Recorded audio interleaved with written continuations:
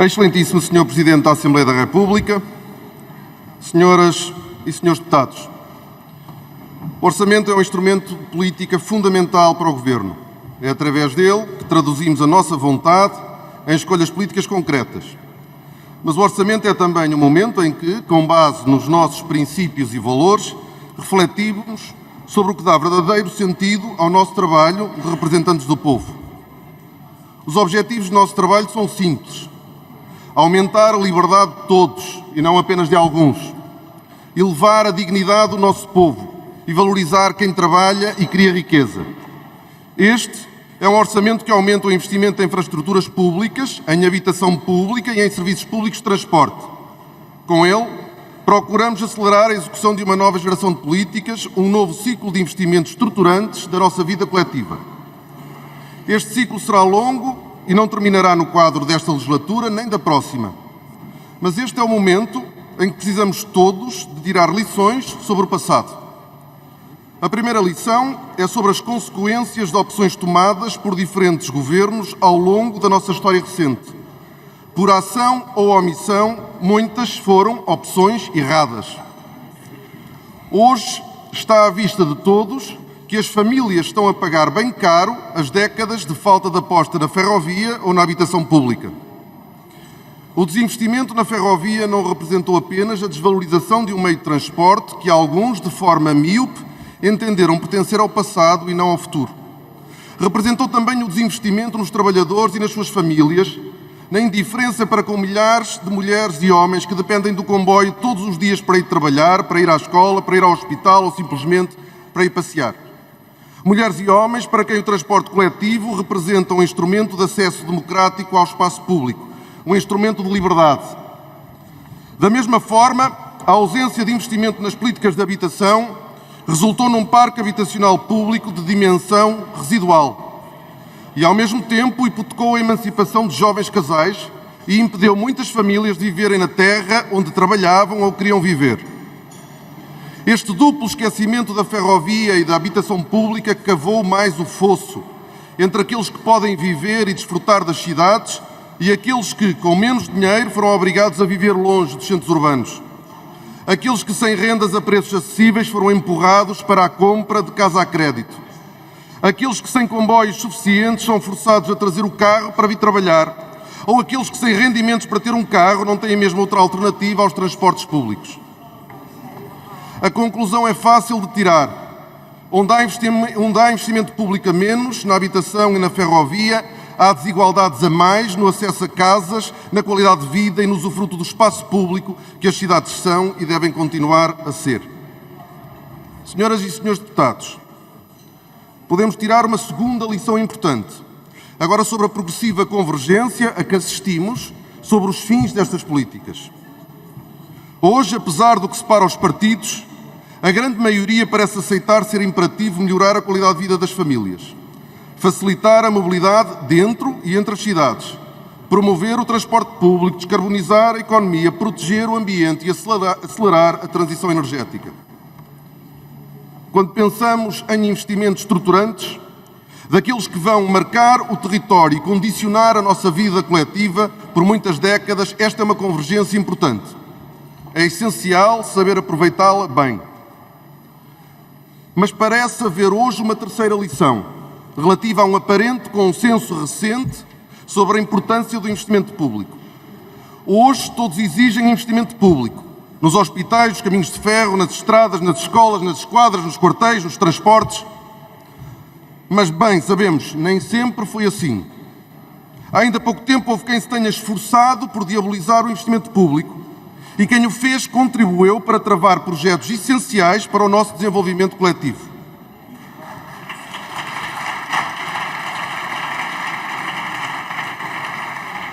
Precisamos aqui de ser muito claros para que as pessoas entendam o que está aqui em debate. Para nós, socialistas, o investimento público é uma tradução óbvia dos nossos princípios e valores. É a extensão da ideia de que uma comunidade é feita de laços de dependência mútua entre os seus membros. Laços visíveis e invisíveis que nos ligam uns aos outros e criam direitos e deveres para todos nós. Tal como uma comunidade não resulta da soma de indivíduos isolados, Nenhuma comunidade vive só de direitos. Pelo contrário, uma comunidade depende do cumprimento de deveres, do respeito de obrigações, da prestação de tributos à coletividade. Por isso, não podemos, com seriedade, dizer aos portugueses que queremos mais médicos, enfermeiros, polícias, professores, hospitais, centros de saúde, tribunais, estradas, comboios, casas, transportes, energia mais barata e, ao mesmo tempo, exigir que quem pode contribuir, contribua menos.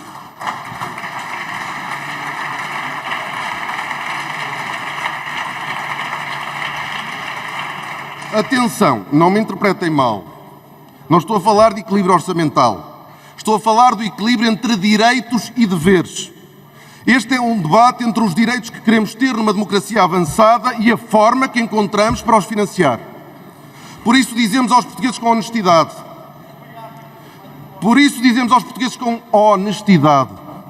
Para financiar mais hospitais, os nossos hospitais, melhores escolas, as nossas escolas, mais comboios, os nossos comboios, precisamos que cada um contribua de forma justa, em função da sua capacidade. E se precisamos que todos prestem o seu tributo em função do que podem pagar, não é para financiar o Estado, esse monstro distante que alguns gostam de evocar, não. É para financiar a comunidade como um todo, o conjunto de todos os seus membros.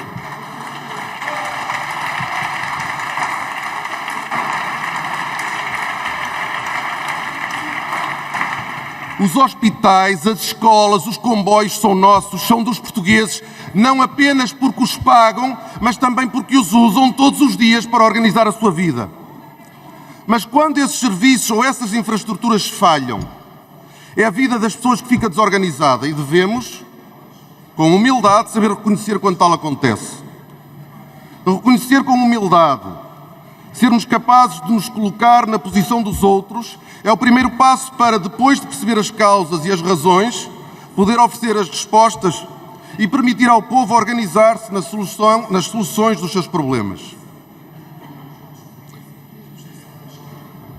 E é precisamente de respostas e de soluções que trata este orçamento. Na habitação, depois de uma legislatura em que criámos as bases de uma nova geração de políticas de habitação, em que lançámos um programa para pôr fim às condições indignas em que vivem ainda dezenas de milhares de famílias, em que criámos incentivos fiscais ao arrendamento a preços acessíveis e em que o Parlamento aprovou pela primeira vez uma lei de bases da habitação, vamos agora partir para uma nova fase. Uma fase... Vejam à vontade. Uma fase de investimento, de reabilitação... Não deixaram falar o deputado Duarte Marques e agora temos que levar sistematicamente ao longo das nossas intervenções. Uma fase de investimento, de reabilitação e de construção de um parque público de habitação a preços acessíveis. Usaremos de forma inteligente os recursos que já são públicos.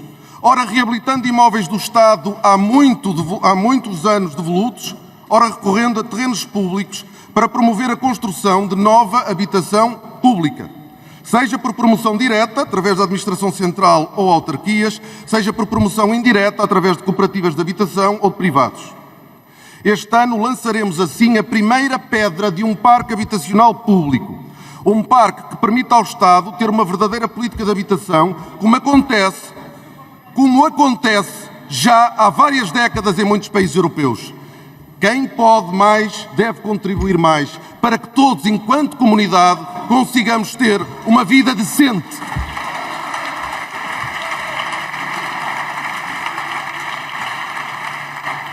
Senhoras e senhores deputados, se todos queremos serviços e infraestruturas de qualidade, não é suficiente defender que precisamos de impostos para os pagar. É preciso algo mais. Defender uma economia que produza cada vez mais e cada vez melhor. Porque só essa economia permitirá pagar os investimentos de que a comunidade precisa. Nos últimos anos, muitos criticaram o governo do Partido Socialista por estar mais interessado em gastar do que em poupar, mais interessado em distribuir do que em produzir.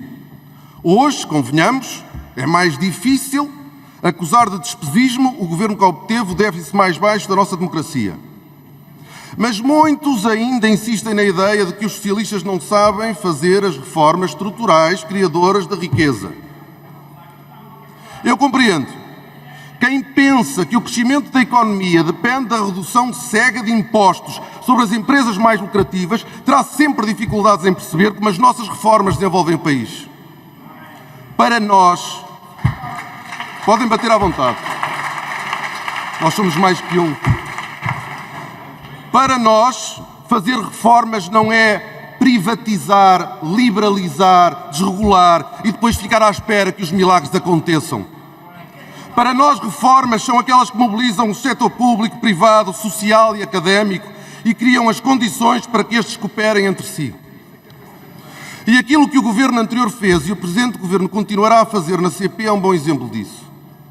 Depois de termos atribuído a absoluta prioridade à promoção da mobilidade coletiva, depois de termos começado a recuperar o número de trabalhadores da CP e da EMF, depois de termos assinado um acordo de empresa na EMF ao fim de 10 anos e de estarmos perto de assinar na CP ao fim de 20 anos, depois de há um mês o Estado ter assinado um contrato de serviço público com a CP pela primeira vez na história, e depois de há uma semana a CP e a EMF terem voltado a ser um quarto de século depois uma só empresa, iremos na próxima semana reabrir as oficinas de Guifões em Matosinhos, um espaço fechado há quase uma década.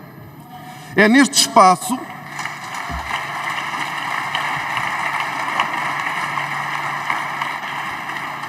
neste espaço que a CP está a trabalhar na recuperação de dezenas de comboios que estavam encostados.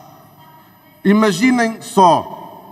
Automotoras e carruagens que ainda hoje são usadas em países como a Suíça ou a França e que cá estavam abandonadas ao sol e à chuva.